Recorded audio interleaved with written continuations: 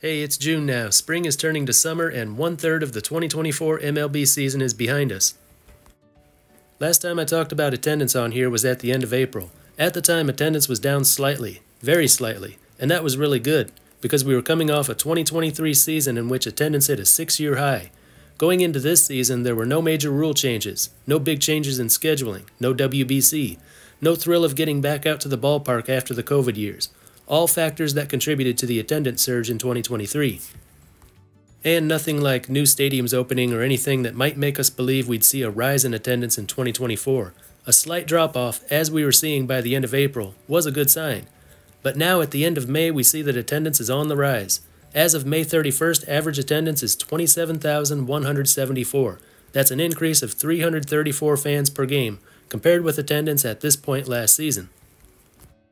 Please note that I'm talking about an increase compared with this point in the season a year ago, not the attendance at the end of last season.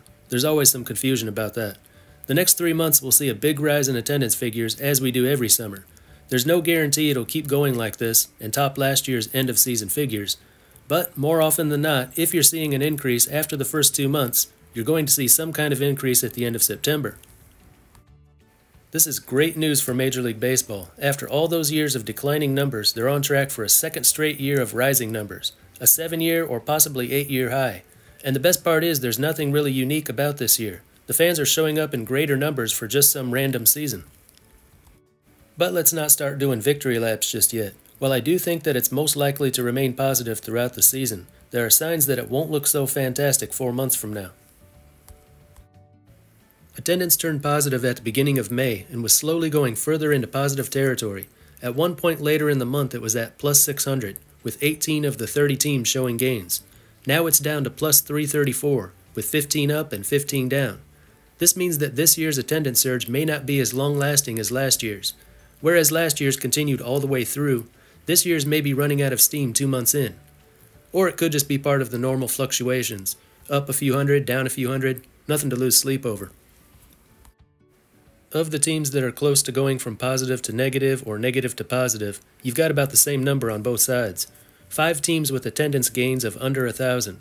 San Diego Padres plus 100, Red Sox plus 179, Tigers 212, Marlins 587, and Rockies 937.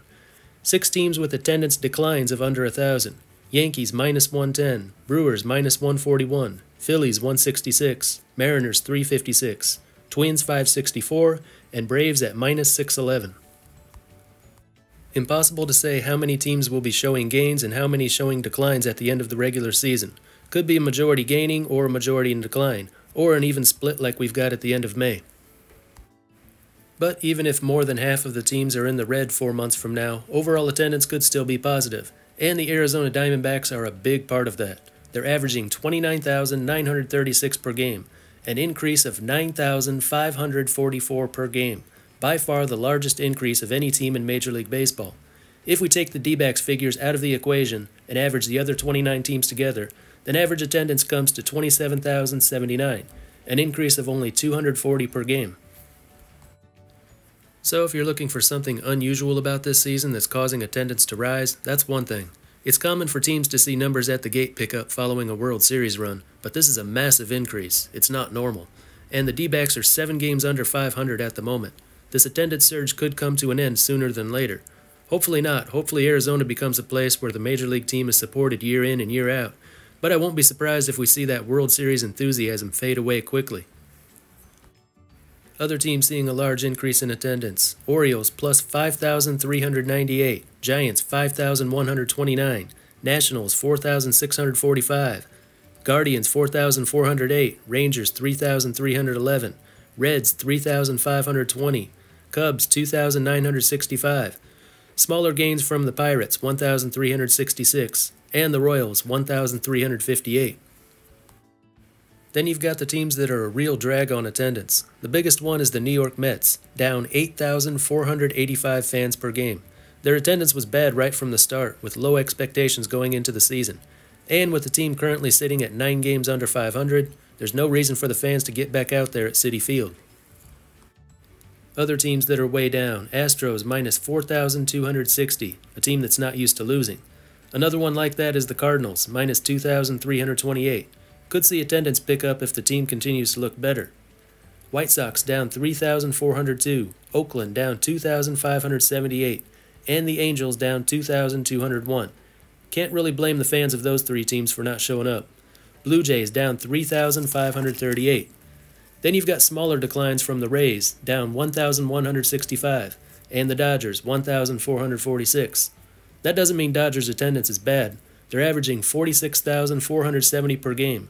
No other team is over 40,000 at this time, so the Dodgers have the highest average attendance, and it's not even close. Just not as high as it was at the end of May in 2023.